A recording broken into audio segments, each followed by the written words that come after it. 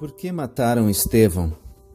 Em Atos, no capítulo 6, é escolhido 7 pessoas para ajudar na divisão dos bens que as pessoas estavam dividindo umas com as outras por terem nascido do Espírito e por não estarem mais apegados às coisas materiais.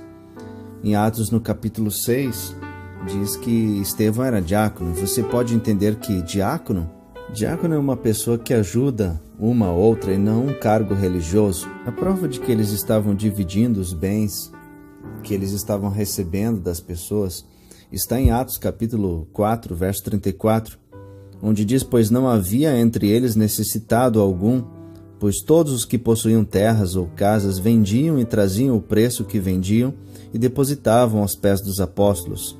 A quantidade de bens era muito grande, então precisou chamar mais pessoas para ajudar. E nesse caso foram chamados 7 pessoas, e Estevão era um dos diáconos. No verso 8 de Atos 6 diz que Estevão era um homem cheio do Espírito Santo. Todo aquele que é cheio do Espírito Santo é o Espírito Santo que fala por ele, e não ele mesmo que fala. Quem disse isso foi o próprio Messias, em Lucas 12, porque o Espírito Santo vos ensinará naquela hora em que precisardes dizer alguma coisa. Ele é quem falará por vós.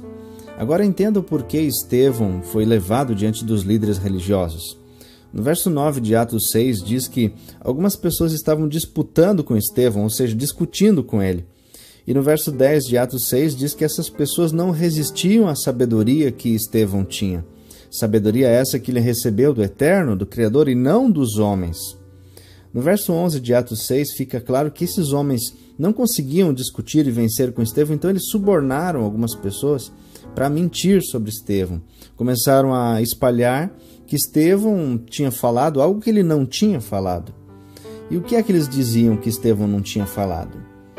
Isso diz no verso 11, onde diz: temos ouvido Estevão dizer palavras de blasfêmia contra Moisés e contra Deus. O que precisa ficar claro aqui é que Moisés não estava blasfemando a Moisés e muito menos ao Criador dos céus e da terra, como alguns dizem que Estevão estava falando mal do Deus do Antigo Testamento. Mas o texto é claro, aqueles homens foram subornados para mentir isso contra Estevão. Estevão não estava falando mal contra Moisés e nem contra o Deus do Antigo Testamento. Provavelmente o que ele estava tentando explicar para aquelas pessoas e elas não estavam conseguindo entender é o mesmo que Paulo fala em Hebreus, no capítulo 8 todo. Mas vamos ver o que Paulo diz lá no versículo 7 do capítulo 8. Leia todo o contexto, se possível. Diz assim: pois se aquele pacto inicial fosse sem defeito, nunca se teria buscado o espaço do segundo pacto. Provavelmente Estevão estava deixando claro para aqueles homens que eles tinham perdido todas as responsabilidades que tinham sido dadas a eles pelo Criador do Universo. Eles estavam desapossados do seu cargo. O Velho Testamento no madeiro havia se acabado. E agora deu início ao Novo Testamento, algo muito difícil daqueles homens compreenderem. Porque é muito difícil você ser mandado embora do seu serviço. Estevão já era um homem com a mente renovada, já entendia que agora nós somos sacerdotes em Cristo, já compreendia que na nova aliança tudo se espiritualizou. O templo já não se faz mais necessário, passamos a ser o templo, e o contato com o Pai é em espírito e não mais na carne. Com isso, quem praticar qualquer coisa na carne para buscar o Pai, que é em espírito, nunca o encontra. Só encontra aquele que de fato se torna uma pessoa espiritual. E entende que o seu batismo é no Espírito, entende que o seu pão é a sua palavra, que o vinho é o entendimento do Pai, que o templo somos nós, que a pessoa que nasce do Espírito, ela passa a ter comunhão com o Pai de forma íntima, onde ela não deixa mais ninguém se intrometer na sua relação com o Pai. No madeiro, as pessoas se casam com o Eterno Criador, e uma pessoa casada não revela sua intimidade para terceiros. É ela e o Pai. Fato que com certeza eles não entendiam e por isso levaram ele aos pés dos líderes religiosos. E após nós entendermos por que Estevão foi levado à presença dos líderes religiosos, fato esse que normalmente não é ensinado dentro dos templos religiosos, no contexto de Atos 6, Estevão narra toda a história de Israel, desde o chamado de Abraão para sair da parentela dele até a construção do Templo de Salomão. Algo que o pai não aceitou, e Estevão deixa claro em Atos 7. Esse fato é um fato que não é importante para as igrejas religiosas, para as pessoas saberem. porque se elas saberem, muita coisa pode mudar na sua mente. Verso 46, 47 diz assim: Davi achou graça diante do pai, mas não foi autorizado que lhe construísse templo algum. No entanto, Salomão construiu. Mas no verso 48 diz o profeta que o Altíssimo não habita em templos feitos por mãos humanas. Então ali os homens começam a ficar enfurecidos com Estevão, porque Estevão estava desmerecendo tudo aquilo que eles tinham construído. Mas, enganadamente, apenas para a glória deles mesmos e não para a glória do eterno Criador. Estevão ainda vai mais longe. Ele diz a partir do verso 39 que o povo de Israel saiu do Egito, mas o Egito não saiu deles. Ou seja, ele deixa claro que mesmo eles estando no deserto, eles praticavam todas as práticas que eles aprenderam na Babilônia. E o pai então se afastou deles, entregando eles ao engano, e eles acreditavam. Ou seja, o pai tolerava as suas práticas. Não era uma prática que o pai queria, mas uma prática que eles trouxeram do Egito. E o pai então, com muita paciência, tolerou essas práticas, até a vinda do Messias. Você lembra das palavras do Messias quando ele disse: obediência quero e não sacrifícios? Em 1 Samuel 15, verso 22, o profeta diz que o pai se alegra com a obediência de sua palavra e não com sacrifícios. O Messias, quando vem, ele repete a mesma coisa, dizendo: vocês não entendem, o que o pai quer é obediência e não sacrifícios? Marcos 12 também diz, a partir do verso 33, amar a Deus de todo o coração, de todo o teu entendimento, com todas as tuas forças, bem como amar ao próximo como a si mesmo, é muito mais importante do que todos os sacrifícios e ofertas juntas. Paulo, entendendo isso, ele repete em Hebreus 10, verso 6, de holocaustos e ofertas pelo pecado, o Pai nunca se agradou. Você está entendendo agora por que Estevão foi morto? Estevão se colocou contra as práticas da Babilônia, as práticas que o povo de Israel trouxe da Babilônia e continuou praticando enquanto estava no deserto. Leia o que o Estevão diz agora no verso 42. O Criador dos céus e da terra se afastou do povo de Israel e os abandonou ao culto das hostes do céu. Como está escrito no livro dos profetas: porventura, disse o Criador do universo, oferecestes a mim os sacrifícios naqueles 40 anos no deserto ou à casa de Israel? O eterno Criador dos céus e da terra queria que o povo de Israel fosse obediente à sua palavra.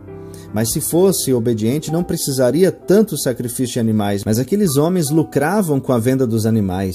Fato declarado pelo Messias no livro de João, quando ele entra no templo e fala: vocês estão fazendo a casa de meu pai uma casa de comércio. Mas é sempre bom lembrar que a casa do pai é Jerusalém, como disse Davi no Salmo 122. No Salmo 122, Davi afirma que ele tinha a alegria de ir à casa do pai. A casa do pai era Jerusalém.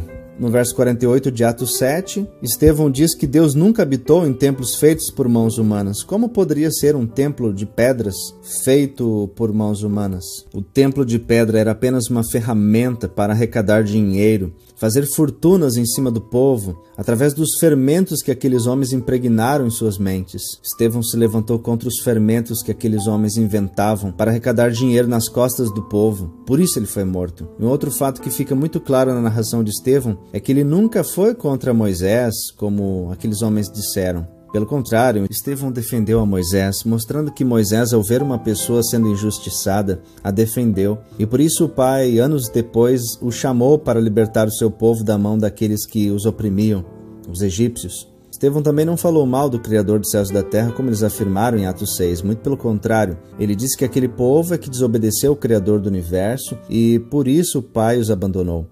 Verso 42 de Atos 7. Deus não habita em templos feitos por mãos humanas. Ele quer habitar o nosso coração, a nossa mente.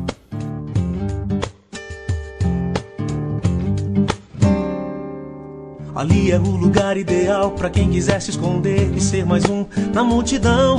Ali é onde os homens se abraçam, mas na hora de pagar o preço lavam as mãos. Ali é onde todos se encontram, mas acabam se perdendo por achar que são invencíveis. Ali não há lugar pra tristeza, pra angústia, pra dor ou pra gemidos inexprimíveis. Não, Deus não habita mais em templos feitos por mãos de homens. Deus não será jamais a acorrentado às paredes de uma religião. Deus não habita mais em templos feitos por mãos de homens. Deus não será jamais enclausurado na escuridão de quem ainda tem um coração de pedra.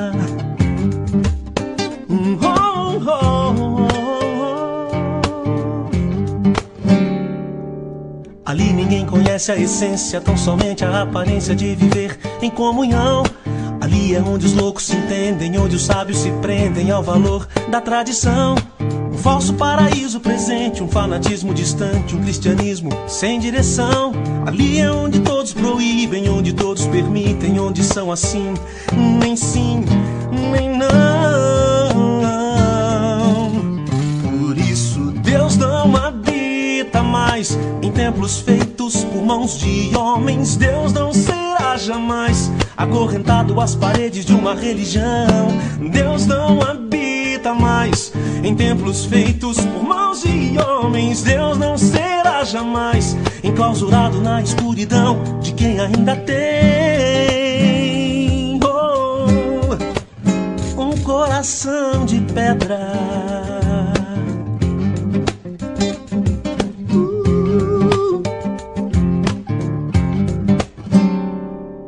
Que vença mesmo que haja desavença todo aquele que repensa na crença da onipresença de Deus. Sejamos coerentes, transparentes, reluzentes, conscientes, todos crentes que somos os filhos seus. Na rua, no trabalho, na escola, na loja, na padaria, no posto, na rodovia, na congregação. Que haja em nós o mesmo sentimento, que Deus habite em nosso coração.